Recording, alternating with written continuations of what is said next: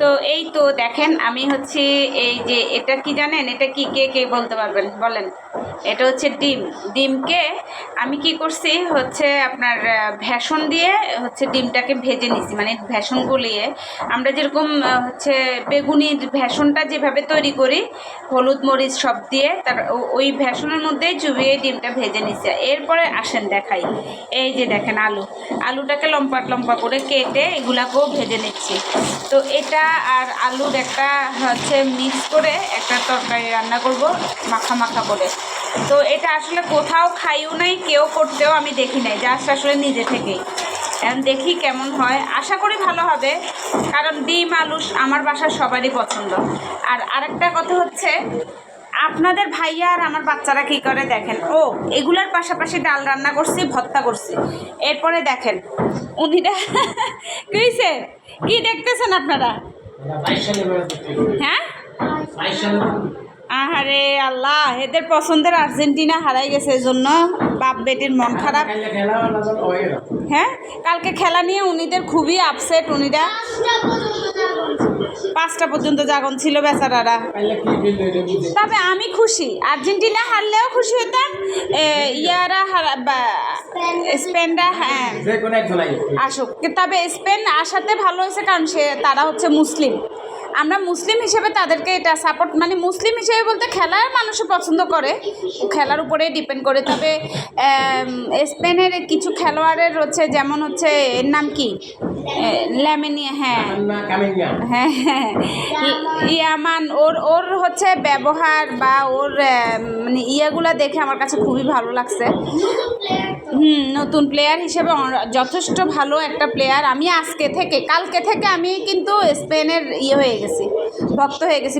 বিশেষ করে মেসির পরে যদি জায়গা থাকে সেটা হচ্ছে ইয়ামানের সত্যি আমি মানে মুগ্ধ, তার আচার আচরণ খেলা সব কিছু মিলিয়ে।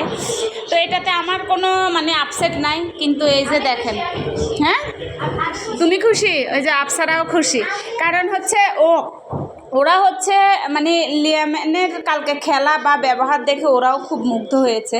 আর এদিক দিয়ে দেখেন আমার কাপড় চোপড় কোথায় রোদে দিছি, দেখছেন? কি করব ভাই, কিছু করার নাই, কারণ হচ্ছে বাইরে সেই মানে এত পরিমাণ বৃষ্টি হচ্ছে, বৃষ্টি থামার কোনো নামগন্ধ নাই। এখানে ক্যামেরায় দেখা যাচ্ছে নাকি জানি না, কিন্তু প্রচুর বৃষ্টি হচ্ছে। সেই রাত্রে থেকেই বৃষ্টি একটানা, ঘর থেকে বের হওয়া যাচ্ছে না, এমন অবস্থা। তো কি করবে, বোরিং সময় কাটতেছে। এই যে উনিরা হচ্ছে 2022 সালের হচ্ছে খেলা দেখতেছে।